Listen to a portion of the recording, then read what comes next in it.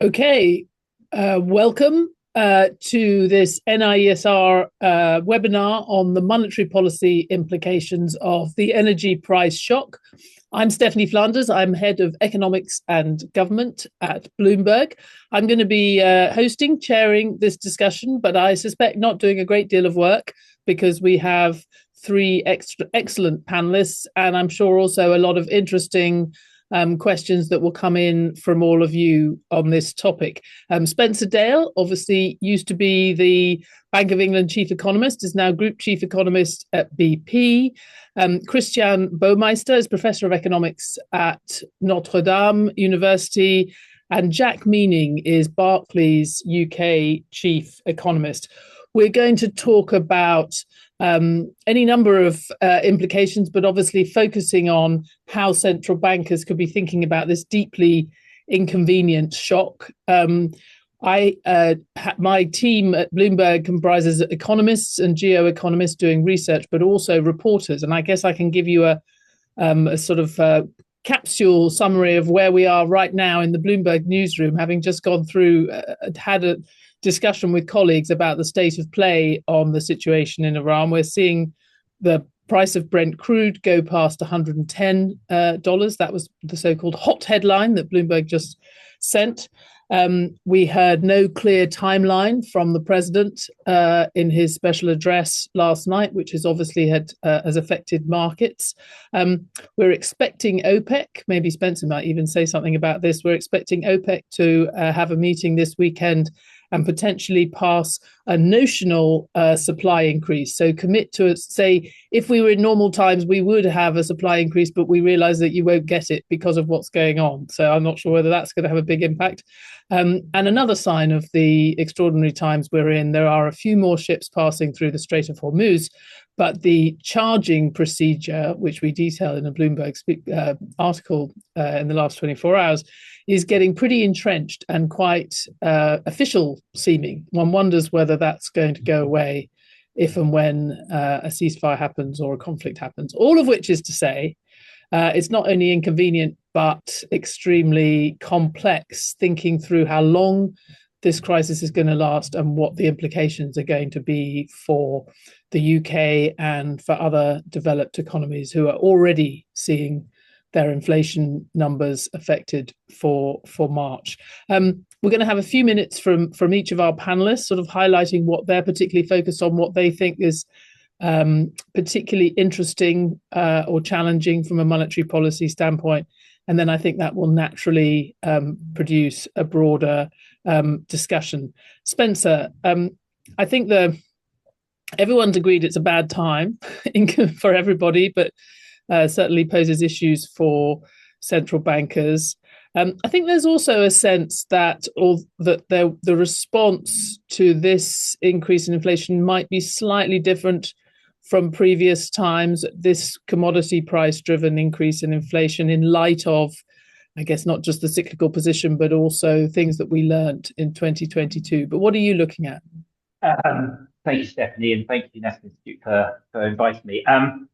Just one clarification up front. I was BP's chief economist, but I left BP at the end of the year, and I'm now at the Global School of Sustainability at the London School of Economics. So that's where I am now. And I must admit, as my previous job says, I'm sort of obsessed more now by the energy aspects of what's going on rather than the monetary policy bit. So I thought, and this may be teaching everybody to suck eggs, but I was just going to just have a few sort of reflections on what's going on in energy markets and how to think about what's going on in energy markets, which sort of then sets up this conversation for what may be happening to both the global economy and inflation rates, but also for the UK, if that's okay. So, and again, I apologise if this is everybody's become energy experts overnight over the last month or so. So this may be obvious to everybody, but just so we're all on the same page.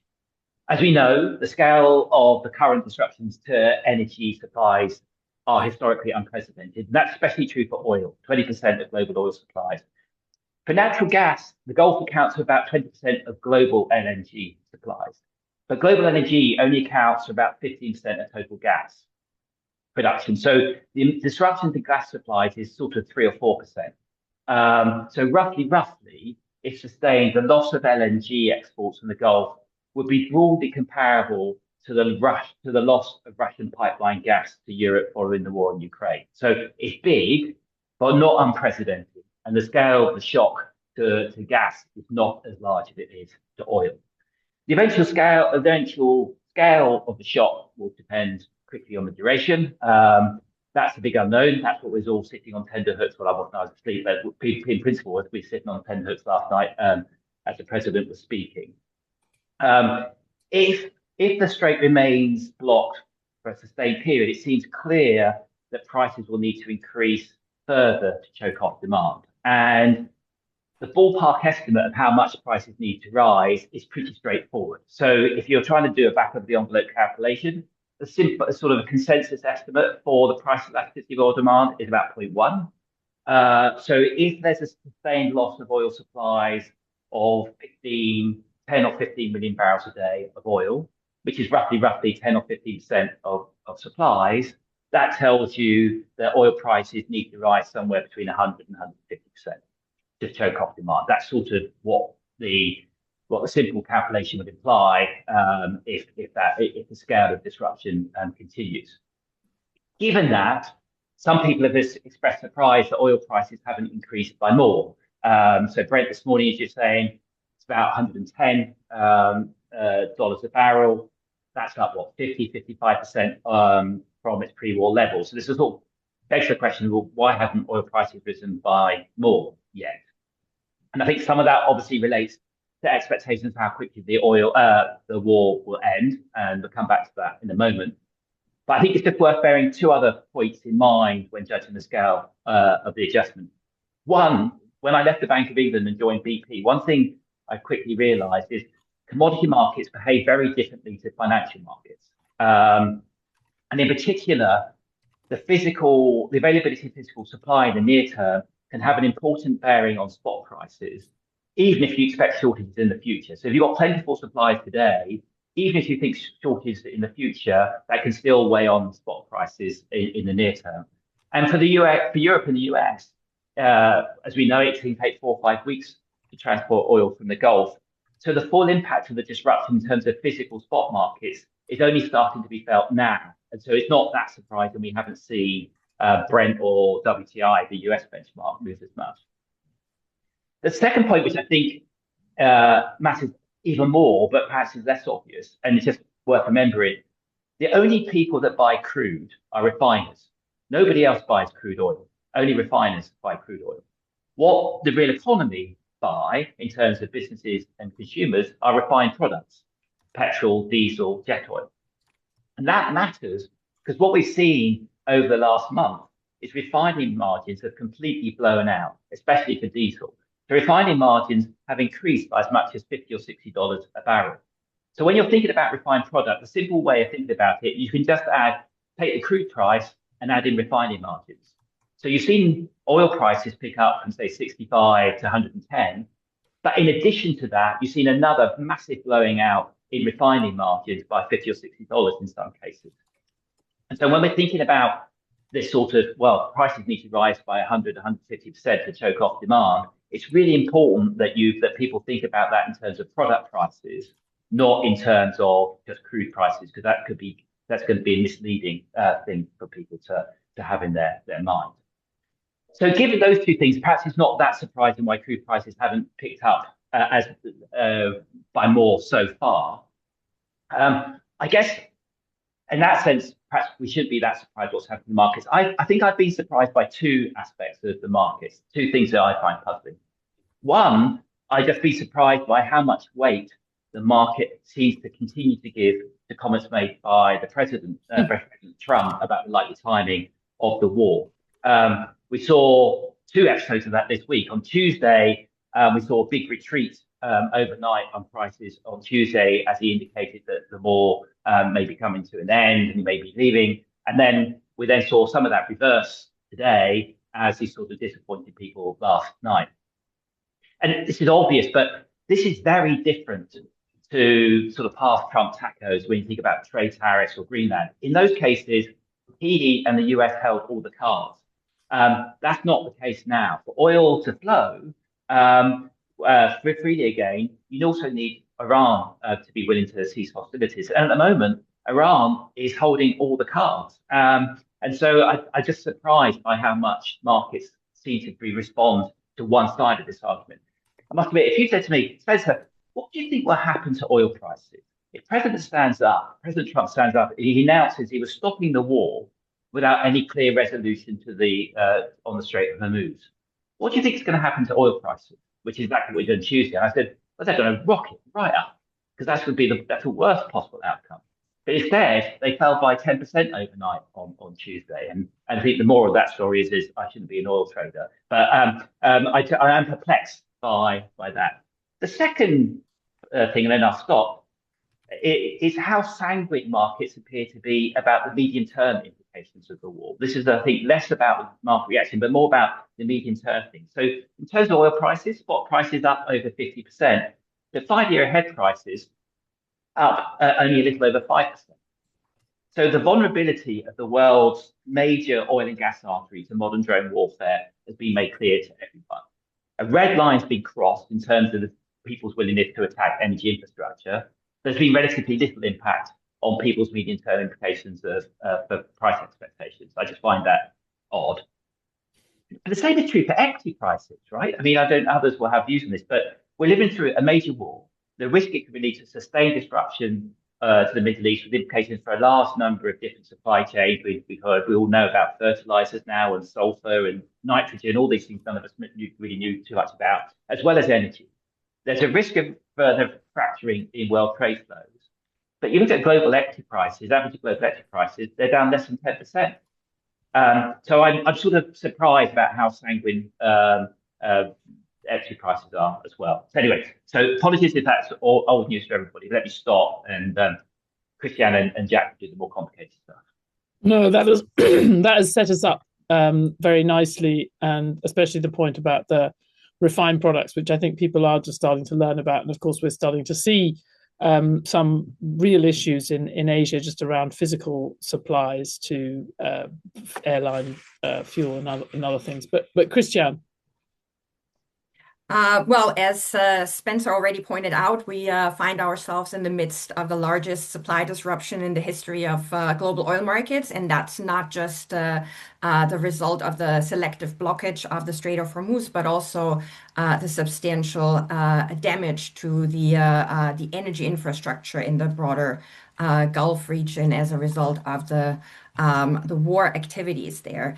Now, despite this unprecedented day-to-day volatility that we have seen over the past months, it seems to me that markets really are still underestimating the severity of the situation, because as Spencer also mentioned, the oil futures market seems to expect a relatively quick return to pre-war prices just in a couple of months. And so that suggests that there is a clear disconnect between what is going on in physical markets and in financial markets. So in my view, oil supplies are much tighter than the market prices currently reflect. So, and in my view, the reason is probably that the full impact of the lost supplies have not yet been felt fully everywhere. And that's because shipping takes 4 to 6 weeks, depending on the destination. So all the ships that basically were en route before the blockage started are arriving at their destinations probably now. Also, inventories obviously initially act as a buffer, and the International Energy Agency has taken pretty swift and concerted action to prepare releases from the emergency oil stocks across countries, which is also unprecedented in scale. So it's almost double to what we saw being released during the Ukrainian energy crisis, and there it was kind of happening in a more gradual way, whereas now they seem to be going all in. But obviously, these are just temporary fixes, right? So as long as the Strait of Hormuz remains closed,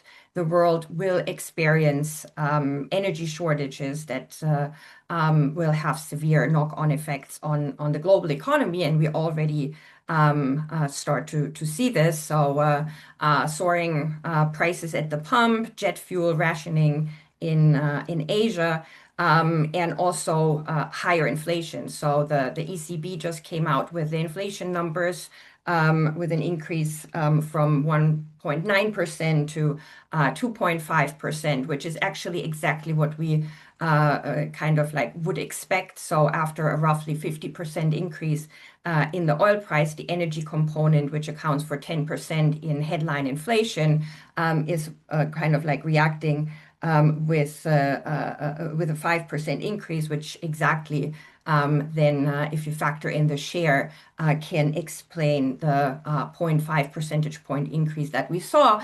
And so I would expect the same thing when US CPI is going to be released, where inflation right now stands at 2.4%. So for March, I would expect an increase to around 3 to 3.2%.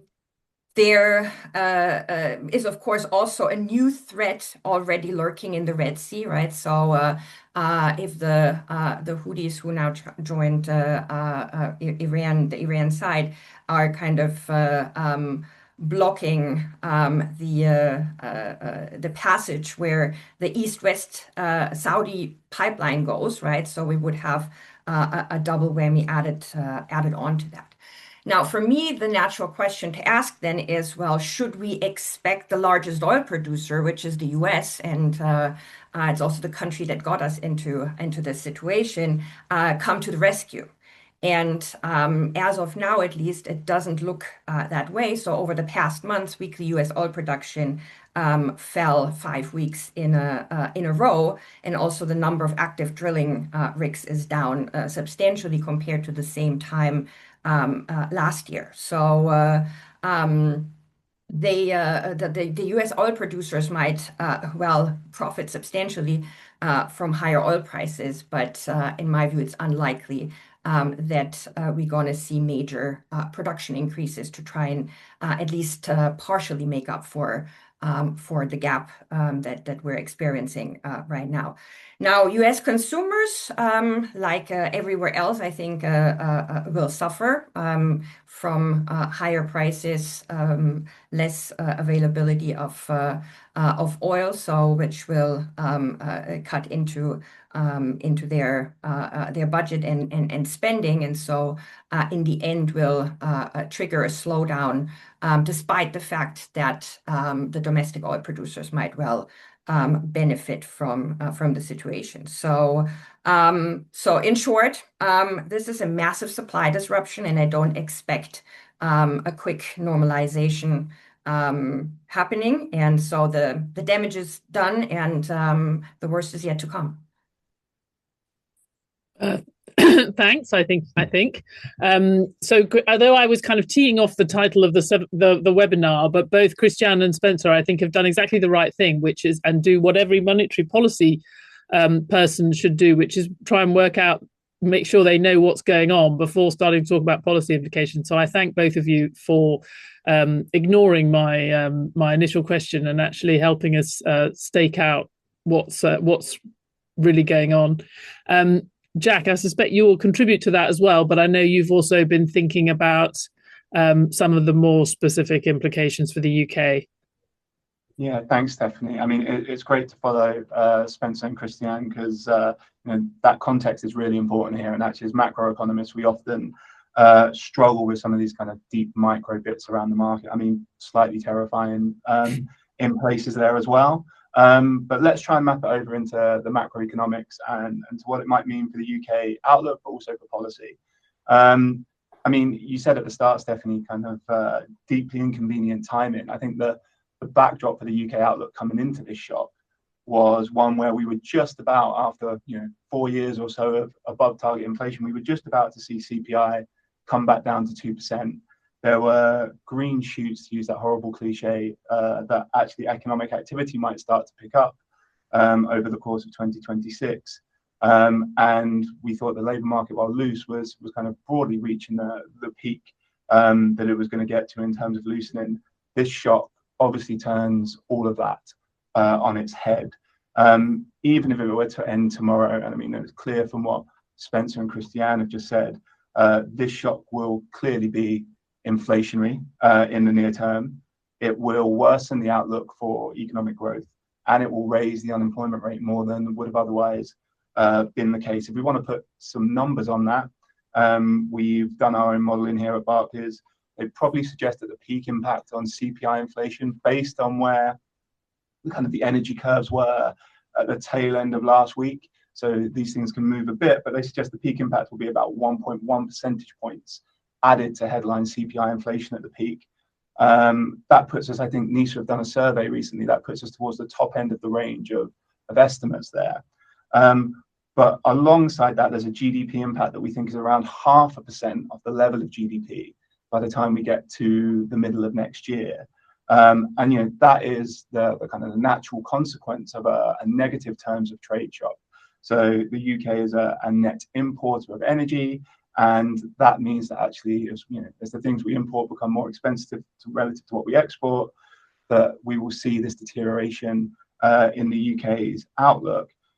It also has the risk this time, I think, of coming along with amplification through falling consumer confidence as well, which has been on a bumpy road over the last 18 months to 2 years, had just been showing signs of picking back up. And we've seen that in some of the more high frequency data in the last week or two. That's the kind of the big picture, and it will be very dependent on what we see with oil markets. I think the context is still very important, though, because even with that increase in the inflation outlook, we're still talking about headline inflation peaking somewhere between 3 and 3.5%, which is lower than the more recent peak we had of 3.8%, and far, far lower than the peak we had off the back of the Russia-Ukraine conflict starting. And although it's a slowdown in GDP, again, our estimate still thinks that we'll be at 0.7% year-on-year growth this year, 1.2 next. So we're not talking about a world in which the UK, without some additional intensification of the shock, is hitting recession. And I think that's important.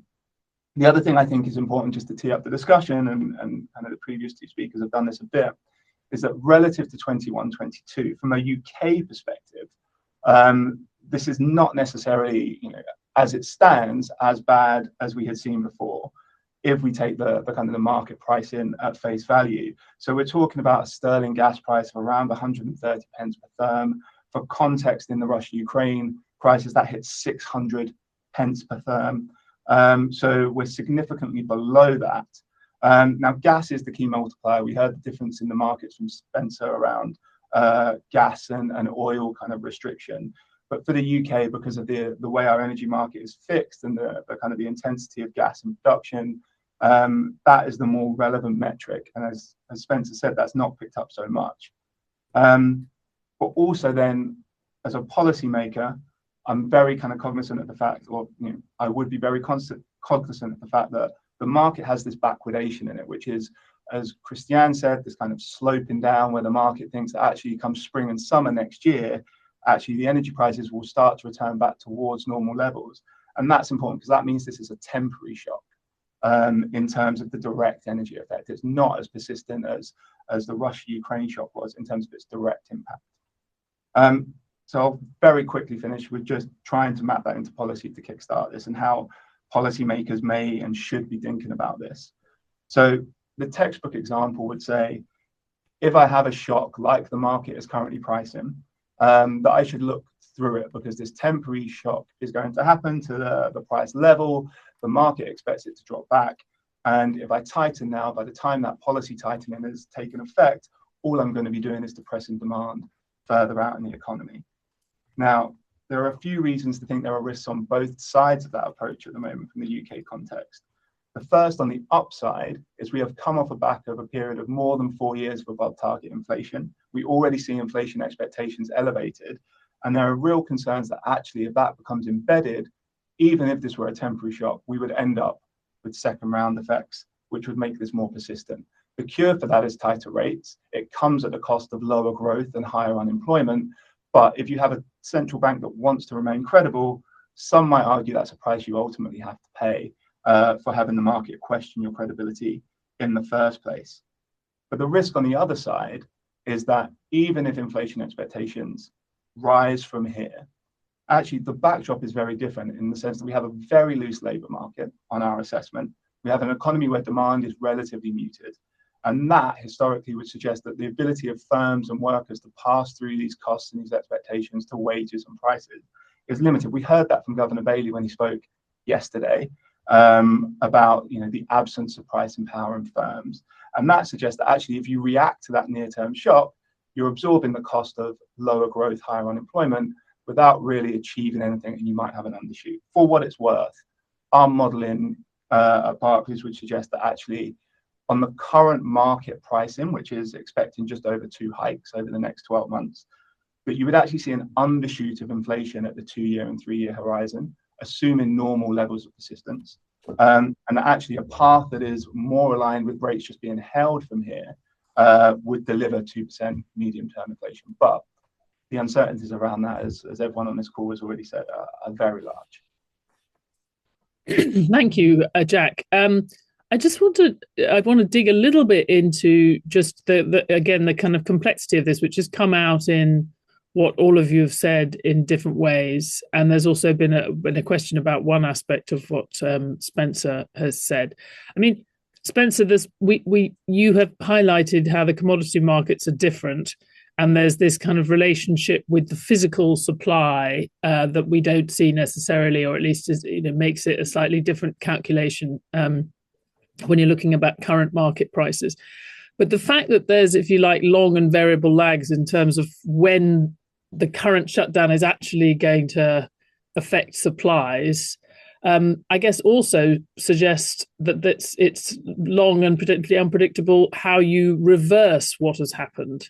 I mean, is that an aspect of the complacency of the markets, that even if you saw the situation on the ground at some kind of normality, we can get into the Strait of Hormuz later, but if there was some kind of ceasefire, some degree of normality, if you're just at that time experiencing some of the sort of delayed reaction of that reduced flow through the strait, it's going to take quite a long time to get back to where you were. Yeah, absolutely. So some of this is you can't start if wells have been shut in.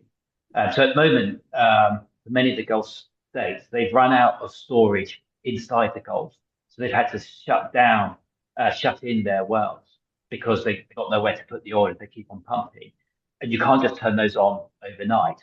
Some I speak to people who are very familiar with Saudi Aramco. Saudi Aramco are really impressive at this. They may well be able to get theirs up and going in 3 or 4 weeks.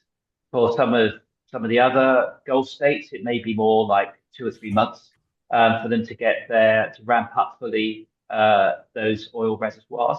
And then you then load up your tankers, some of which are in the wrong place. And then remember, as Christiane was saying, it then takes 4 or 5 weeks for them to get across into Europe and the US. So people will see this, but in terms of physical markets, this is not a magic wand. There will be several months. And that's assuming there's not damage. As we know, for example, something like, close to 20% of the Qatari LNG export capacity has been essentially destroyed. And they are saying a sort of 3 to 5 year period to rebuild that capacity. So some of this stuff is, severely damaged. But even if not severely damaged, if you're shut in, it takes quite a while to get these things up and running and ramped up and flowing again. And just quickly, because I think it was implied in what you said, there was a question about why have refiner margins widened. But it sounded like it's a function of what you were saying, that it's that the physical supplies are the things that matter, and that's actually what's now quite tight quite quickly. It's sort of interesting because I had exactly, because if you think about this from sort of economic textbook, Economics 101, what's the shortage here? The shortage is in crude. There's not a shortage of refining capacity. There's a shortage of crude. So surely, if prices should should pick up in cruise, because that's where the shortage is, and there's no reason why refiners should be earning excess profit. So that seems a bizarre thing. I think there's two answers to that question. One is a sort of techie question. These margins aren't a measure of profit; they're a margin of they measure markup. Some of the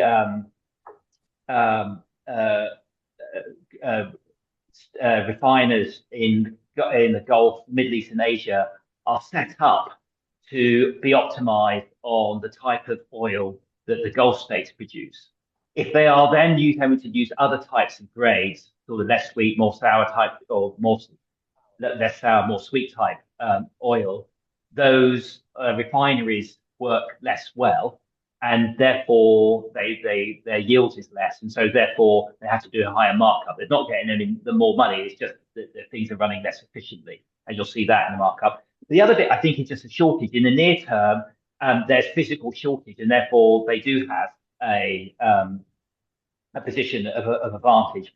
Over time, my instinct is some of that excess margin essentially flows out of refineries into the spot price, and we see sort of Brent and WTI move up. And my sort of caution here was, as you see Brent move up, don't necessarily think that's leading to a greater impact on the global economy. It may just be the same. It's just a shift from refining margins into wholesale onto crude prices, where instinctively that's where you think that's where the shortage is. So that's where you think the prices should ultimately sit.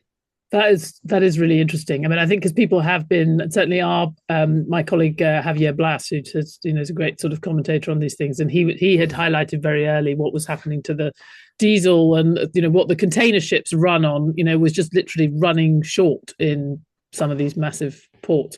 But Christiane, I mean, everyone has basically said they think the markets are being a bit complacent, and one of the things that I guess if you're thinking about it from a policy standpoint, there's a question of whether you should follow try and be smarter than the markets in thinking through these longer term effects. I mean, it could be, as Jack says, that the market's expecting everything to go back to normal. If you look at the back, but you look at the forward futures curve and other things, and you mentioned that. But if we don't think that's right, how should policymakers be sort of trying to correct for that in their thinking? That's an excellent question. So I think markets typically take a very short-term perspective. So I mean, as Spencer also mentioned, they're chasing the news, right? So price movements over the past months have been driven a lot by what Trump has said, what then Iran responded about negotiations going on or not going on, right? So I think there's also a lot of noise in our disinformation economy these days, I'd say. So so that's why I mean, both for markets chasing these news, but then also policymakers kind of like taking that at face value. I think this is a bit short-sighted. So also because really of the physical component. So I think it's really important to factor that in more prominently in the assessment of what is going to happen down the road, and to really rely more on I guess the developments on the fundamental side, and not just basically following the bets of financial market participants here, even though we always like to think that they have the superior knowledge and that they are able to tell us where things are going. But there's just so much uncertainty right now about also the duration of this event, which is not, as I said, reflected, however, in prices. Not even that uncertainty. I mean, you would expect that to show up maybe in terms of higher risk premia. But so my take is that policymakers should make up their own mind and kind of like really stick to the physical market instead of kind of being complacent and just look at what the financial market says. Jack, I think you Yeah, thanks, Stephanie. Just really quickly on that, because I completely agree with what Christiane said, but I think just three really quick things I'd add on the policy side. One is, I think in general terms, financial markets are, they have skin in the game. They're kind of, wisdom of the crowds. And so you would normally say you could kind of use them, but there is genuine uncertainty here, I think, which is, pretty unquantifiable and kind of pretty difficult to pin down. So I think that just really raises the bar for kind of following the financial markets.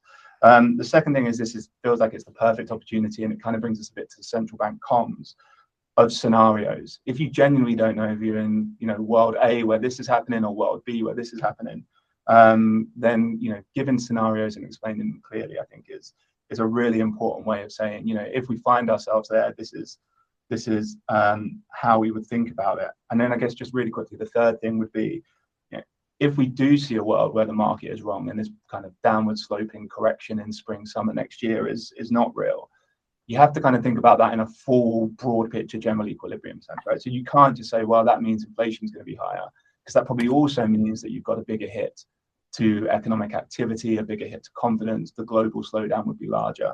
And so I think, again, it just means that it really complicates even further the problem for central banks. It's not just a case of, well, inflation is going to be higher and we'll kind of continue with that.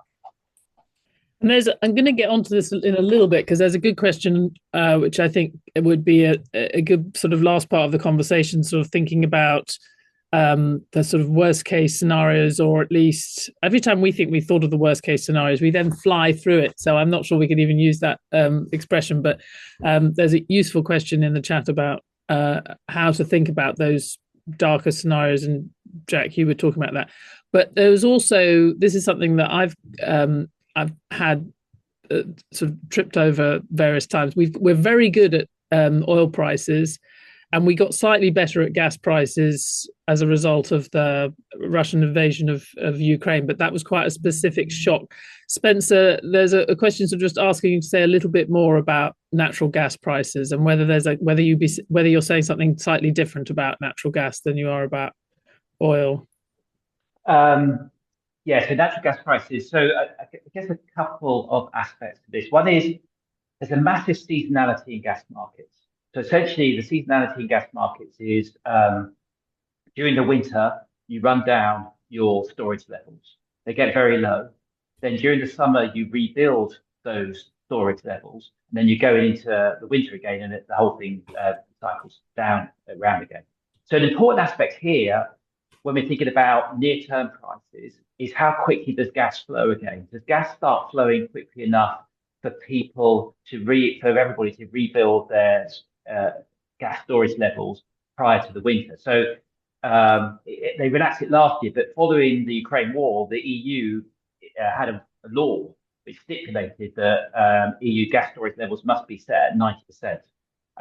So if we in the current environment, we're not going to be able to hit those levels. So as you go in, you're just very vulnerable, because if you get a cold snap and you're just level, and so because I think Jonathan raised this question. So one is when does this open up? So do the flows happen enough to actually rebuild storage levels ahead of winter? The second question is, do they, even if that's not the case, do they flow enough such that they're flowing during winter, so you've got this this flow available, so to actually buffer during the winter months when gas demand soars? So a big aspect here will be the timing at which the gas comes on.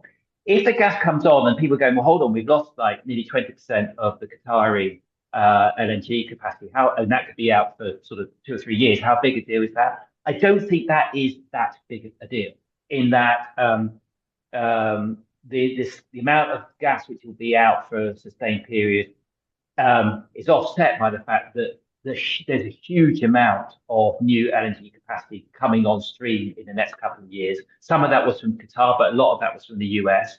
Everybody prior to this had expected sort of by 27, 28, the LNG market to be in quite a significant surplus. So everybody was saying, how low will LNG prices go? So I think in some sense, if this thing gets going, once the gas flows gets going, I think the LNG market could be sort of, it won't take huge amounts of time, but how bad they get in the near term, I think will be the sort of interaction of the timing in which the flows start coming available again, and how that fits into sort of restoring storage levels prior to winter, and then how cold the winter is this coming year. Because I know this sounds very sort of dull, but gas prices, the single biggest driver of gas prices is just how cold the weather is during the winter. That's the biggest factor. Makes sense. Christiane. Well, maybe just to add on to that and to also highlight really the differences between the oil market and the natural gas market, right? So natural gas markets are really still more localized, more regional, right? So there is a lot of heterogeneity across natural gas prices around the globe. So for example, in the US, there has been no reaction of natural gas prices whatsoever to the crisis because the U.S. Produces natural gas. All the LNG facilities were running at about 100% before the war broke out. So that means kind of there's no impact of what is happening to natural gas shortages, which is of course very, outside the US, which is of course very different from oil prices, which just shows us that the oil market really is a global market, whereas natural gas is really determined by more local and domestic forces. So which also kind of like leads to different economic implications, of course. And of course, there's also the question of how susceptible, how affected the cost of energy is in your country by the price of gas relative to other things. And of course, the UK, it's unfortunately much more affected. Spencer, did you want to?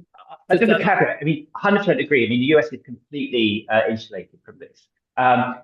Asian and European markets are now pretty fungible in terms of LNG. LNG tankers will literally divert and change and turn around and change course mid route, depending where the price signals are. So, in some sense, the other aspect here, and what we saw in the war in Ukraine, was Europe didn't run out of gas. They just paid up heavily for gas, and the gas. And who lost out were essentially Asian economies who are less wealthy, and they who couldn't afford to pay up for this stuff. So essentially, the nature of LNG means the wealthy countries end up not having physical shortages, but just have price rationing, and the ones who lose out are the ones who don't have the resources to pay for those higher prices. So that's sort of the way to think about. Yeah, it's rationing.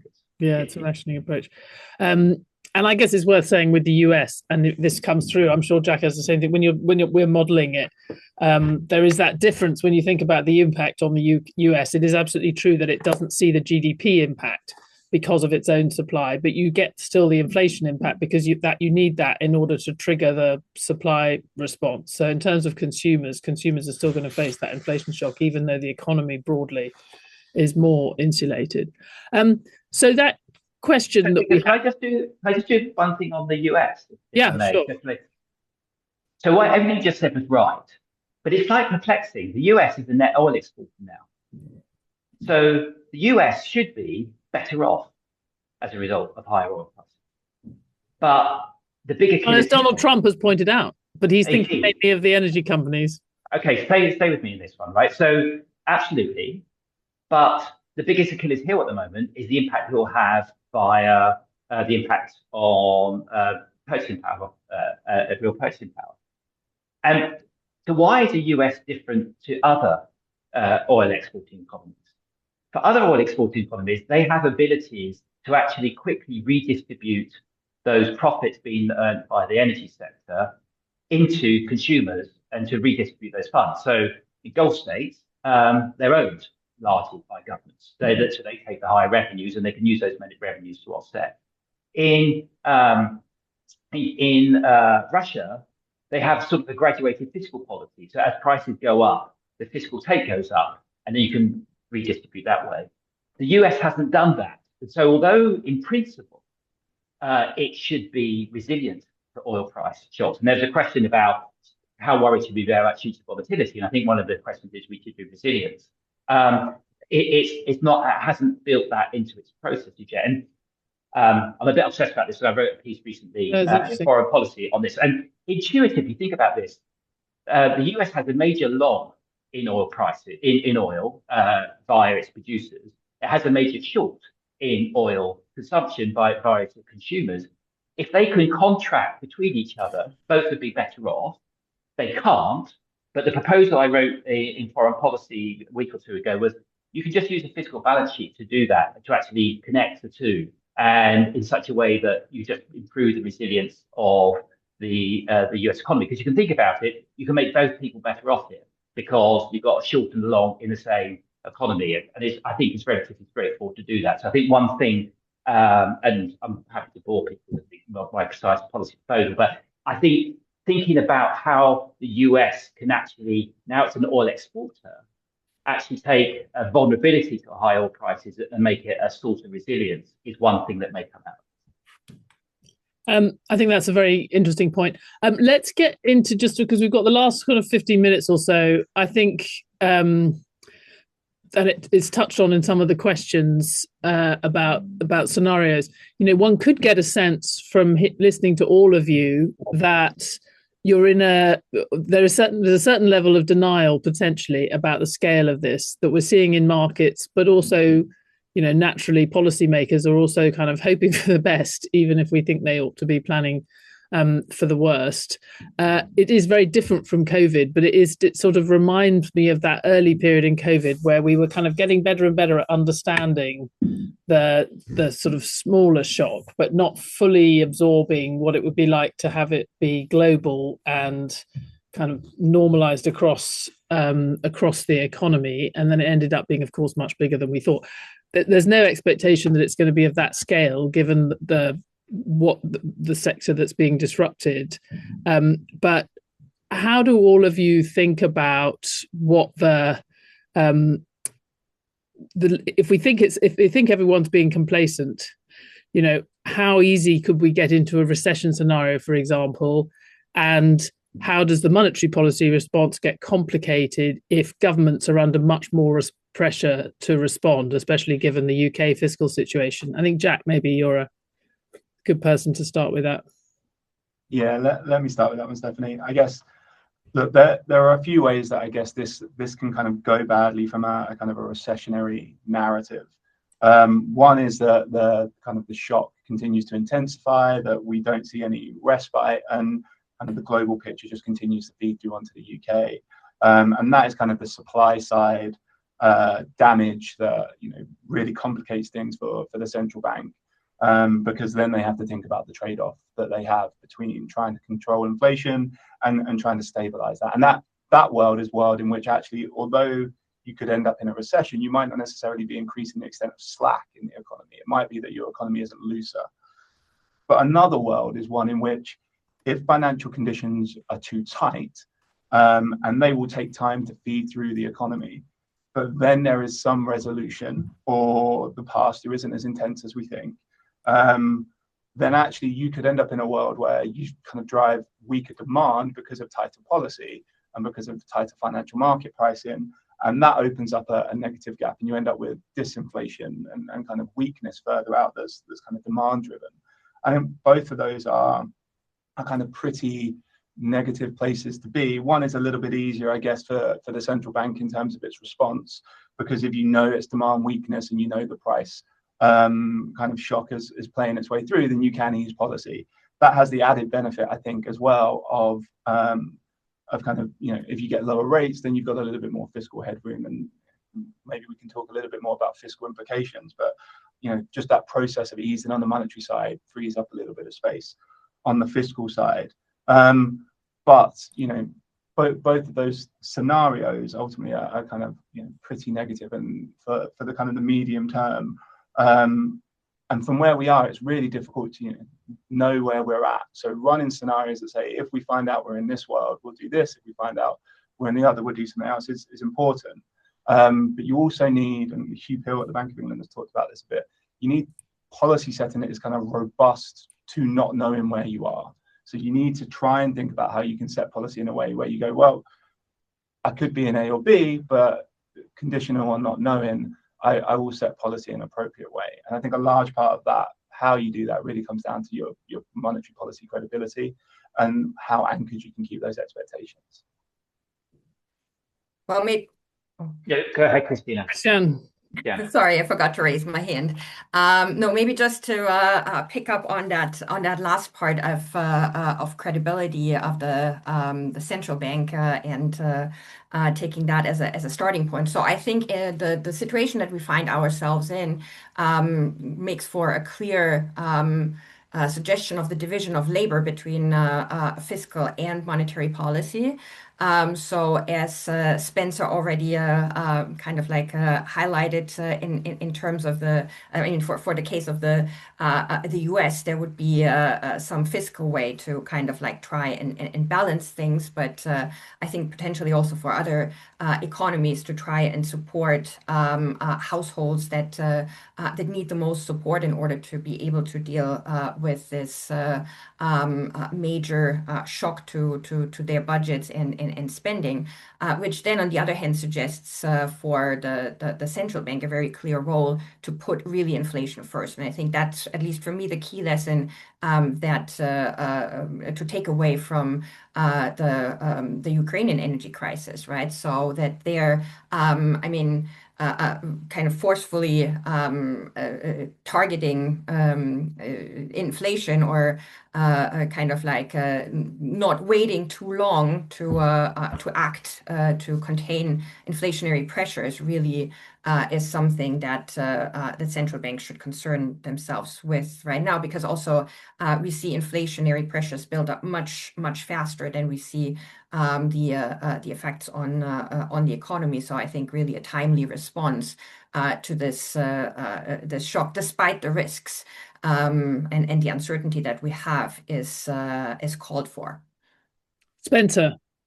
I guess there's 2 points. One is, all our best guesses is this won't be a really terrible outcome, but it's possible it could be. Just to put in perspective, in COVID, we think the peak fall in oil demand during COVID was 20 million barrels a day, roughly just shy of 20 million barrels a day. On an average for the peak COVID year, oil demand fell by 9 million barrels a day.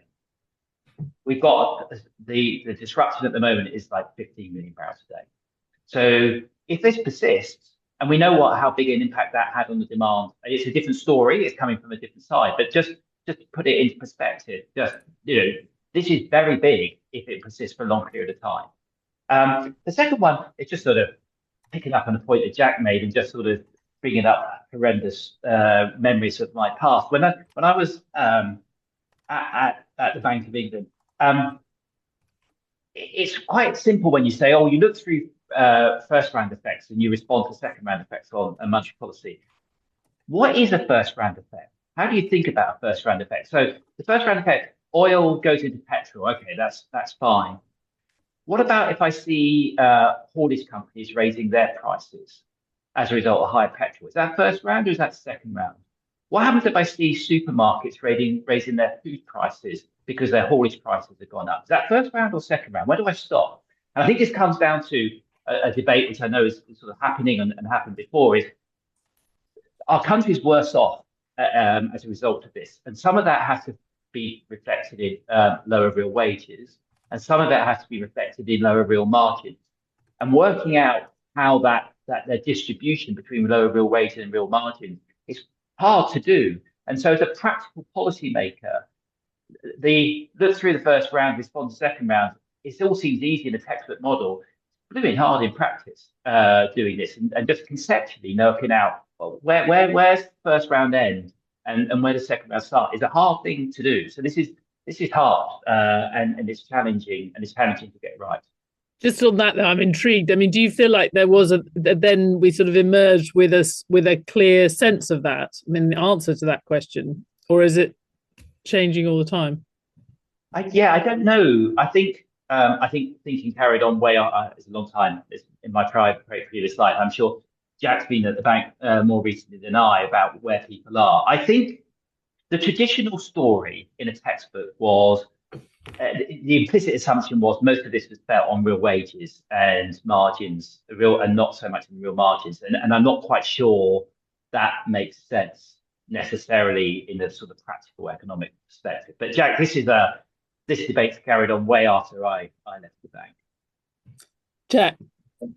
Yeah, absolutely. I mean, and actually, I mean, it's teed up nicely the point I was kind of looking at as well, because I think there is a question around who takes the pain of the terms of trade shock, kind of between firms and kind of labour, which I think is actually, you know, it's kind of not settled, and it depends on the relative pricing powers. And everyone went back to their old textbooks from kind of the 1960s, 1970s to kind of think about how we could think about that pricing power. I think it's fair to say at the moment in the UK, it doesn't feel like either firms nor labour have particular pricing power at the moment, given a loose labour market and weak demand. But it's about the relative balance of those, I think, which is important about who wears the pain. But then also there is this question around fiscal policy and how that steps in, because fiscal policy has some discussion about, or has some influence on who feels that pain, because you could do a targeted intervention, and that comes with relatively small kind of, you know, in period cost. But it means that you are pushing the pain more onto either other parts of kind of society, or you're pushing it into the future because you're funding that with borrowing. So you have a choice in period, in the here and now, about whether you distribute that pain across firms through taxation or through households or higher income, lower income households. And you have a decision about whether you spread that through time by saying, we will do something big now to insulate everybody, but we'll have to borrow on markets and pay that back in the future.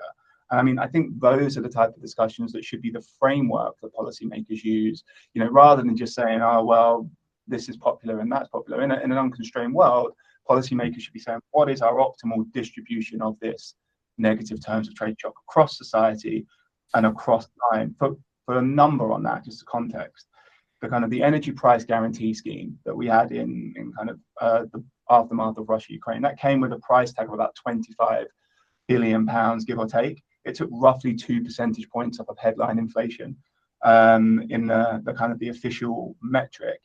And, you know, that would be most of the Chancellor's headroom now. Obviously, headroom is now lower because rates have gone up and the economic outlook is worse. But that's a sizable amount of money. Now, you could do that, insulate inflation, maybe rates come down a bit, and therefore you get some payback. But actually, that is pushing the kind of the cost into future generations. Or you do something more targeted now, and more of the pain is kind of worn now. And I think those are the type of discussions I would hope, expect to happen around fiscal policy. And you mentioned about rates going down, but obviously it depends how people are thinking about the fiscal consequences. I mean, there is an argument, and somebody has asked this about interpreting gilt yields. I mean, although we have been saying that the markets are being complacent in many aspects, they don't seem to be that complacent when it comes to UK gilts. If anything, if you're Rachel Reeves, you might think you are continuing to get somewhat unfair punishment given the comparison with places like France. On the other hand, we are extremely affected by this crisis. So, Jack, just on that, and the formal question is, how should the bank interpret the moves? I mean, I think fundamentally the bank has to kind of take where gilt yields are and where financial conditions are, knowing it can affect them with its policy, but broadly take them as given. You know, the kind of the source of that, I think, matters less than the fact that financial conditions have tightened because gilt yields are up and financial market rates are up. We've seen mortgage rates up, and that will depress demand. The bank should just be focusing on what the knock-on implications are from the monetary policy arm for inflation in the medium term. Now, yes, the market is moving. That's a function of our fiscal setup, you know, recent history, and the fact that the UK position is more of a trade-off potentially than others. I think the market is good at internalising all that. But from a Bank of England point of view, you know, I think there's a kind of good argument to say, look, take those financial conditions, try and work out what they mean for people, and then see what you have to do to set your policy appropriately so that you can kind of get back to 2% inflation. Well, I'm going to try and channel my past life as a broadcaster and finish exactly on time, give or take.